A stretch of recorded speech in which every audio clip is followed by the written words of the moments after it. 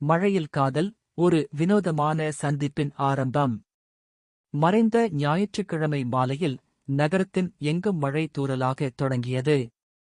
அந்த மழையின் செறிவான வாசமும் கூடிய சலசலப்பும் ரமேஷ் மற்றும் ஐஸ்வர்யாவின் வாழ்க்கையை மறக்க முடியாத ஒரு தருணமாக மாற்றியது.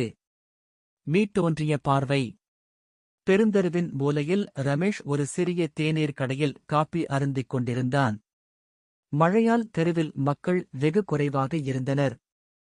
அப்போது ஒரு பெண் தன் தூய்மையான மஞ்சள் குடையுடன் அந்த கடைக்குள் நுழைந்தார். அவளின் கடித முகமும் இளம் மேகம் போன்ற சிரிப்பும் ரமேஷின் கவனத்தை ஈர்த்தது. உங்கள் மழை உடை மிக்க அழகாக உள்ளது என அவனால் தன்னுடைய வார்த்தைகளை தடுக்க முடியாமல் கூறிவிட்டான். அந்த வார்த்தை கேட்டு சிறிது அவசரமானாலும் ஐஸ்வர்யா ஒரு சிரிப்புடன் நன்றி என பதிலளித்தாள். சொல்லாமலே தொடர்பு. அந்த ஒரு வார்த்தை மட்டுமே போதுமா? ரமேஷின் கண்களும் ஐஸ்வர்யாவின் சிரிப்பும் இடையே ஒரு வினோதமான காந்தம் உருவானது. மழை அதன் வேகத்தை அதிகரிக்க இருவரும் அங்கு நின்று பேசிக் கொண்டிருந்தனர். ஒவ்வொரு சொல்கைதிலும் தங்களுக்குள் ஒரு அறிமுகத்தை வலுவாக்கியது. ஒரு தவறான முடிவு.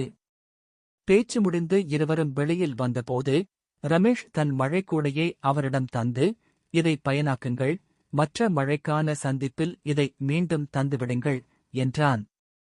ஐஸ்வர்யா, நீங்கள் அதற்குள் தொலைந்து போய் விடாதீர்கள் என்று சிரித்துக் கூறி குடையை ஏற்றுக்கொண்டாள்.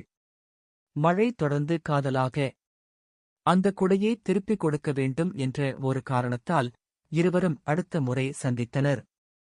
மழையின் ஒவ்வொரு துளியிலும் காதல் பூத்தது. அதிர்ச்சியான ஆரம்பம் ஒரு கோடியில் ஒரு வாழ்க்கை தொடர்பாக மாறியது. கதை முடிவு.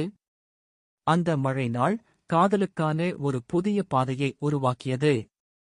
மழை நின்றபோதும் அவர்கள் மனதில் அந்த திருஷ்டி நிழலாகவே நிலைத்தது.